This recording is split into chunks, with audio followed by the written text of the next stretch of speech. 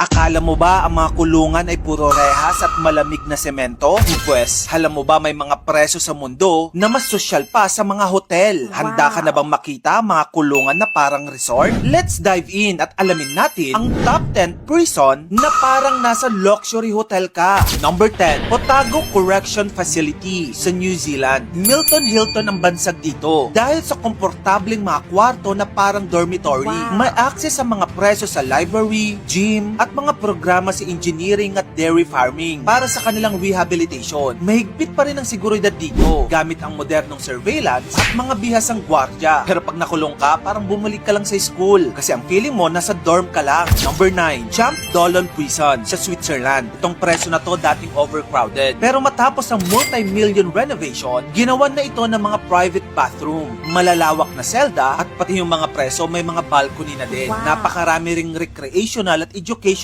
programs dito, gaya ng gym, marathon exercises, Zumba, dance lessons, at marami pang iba. Number 8, Aranjuez Prison sa Spain. Ito namang preso na to kilala bilang 5-star prison dahil pwedeng magsama ang mga preso ng kanilang mga anak sa loob. May mga cribs, playground, at Disney-themed walls para sa mga bata. May nursery at family-friendly facilities na nagpapalambot sa imahe ng kulungan. Sabi nila pag nasa loob ka daw dito, feeling mo wala ka sa preso, kundi nasa eskwelahan ng mga bata. Number 7, ICC Detention Center sa The Hague, Netherlands. Sinaguri ang Hague Hilton base sa luxury hotel chain na Hilton Hotels dahil kompleto ang mga facilities sa kulungan na ito. Dito nakakulong ang mga high-profile detainees at ang ating dating Pangulo na si Rodrigo Duterte ay dito na detain lately lang. May mga spacious cells na may in-suite facilities, access sa library, gym, cable TV, at conjugal visit rooms. Kung gusto mo ng pagkain, pwede ka mag-request dahil may mga butler din dito at sabihin mo lang kung anong gusto mong kainin, ipagluluto ka na ng kanilang cook. Taray, no? Ayon nga mismo kay former President Rodrigo Duterte. Sabi niya, I quote, "Para akong nasa hotel." Yan ang sinabi ni VP Sara sa media. Well, hindi na yan nakapagtataka dahil maganda talaga mga facilities sa The Hague, Netherlands. Number 6, Sollentuna Prison sa Sweden. Ito naman parang dormitoryo ang dating. May flat screen TV, private bathroom, shared kitchen, at gym ang bawat selda. May freedom ang mga preso na magluto ng sariling pagkain at mag-relax sa common areas. Focus daw kasi ng kulungan na ito ang rehabilitation kaysa punishment. Kaya naman parang nasa bahay lang ang pakiramdam. Number 5, Justice Center Leoben sa Austria. Ito naman parang condo ang setup. May private kitchen, bath, workspace, at balcony ang bawat selda. Meron ding gym dito, basketball court, at libreng edukasyon para sa mga preso. Ang design nila ay freedom with dignity. Kaya naman parang nasa hotel ka lang. Number 4, JVA Wolfsbüttel Prison sa Germany. Itong kulungan to modern na modern. May couch, study table, private CR, laundry, at conference room pa ang bawat selda. Parang dormitoryo ng university kesa kulungan ang ambience dito. Na-renovate ito ng 2011 para sa mas magandang living conditions. May iba't ibang programa mga nakakulong dito na sila mismo ang nagsiset up. May mga dance competition at may mga pageant din dito sa loob na parang may sarili silang mundo sa loob. Number 3, Bastoy Prison in Norway. Ito naman located sa isang isla. Meron silang tennis court at pwede pa silang mag-horseback riding. Taray, no? Ito pa, pwede rin sila mag-fishing, maligo sa beach. Meron ding mga cottages dito at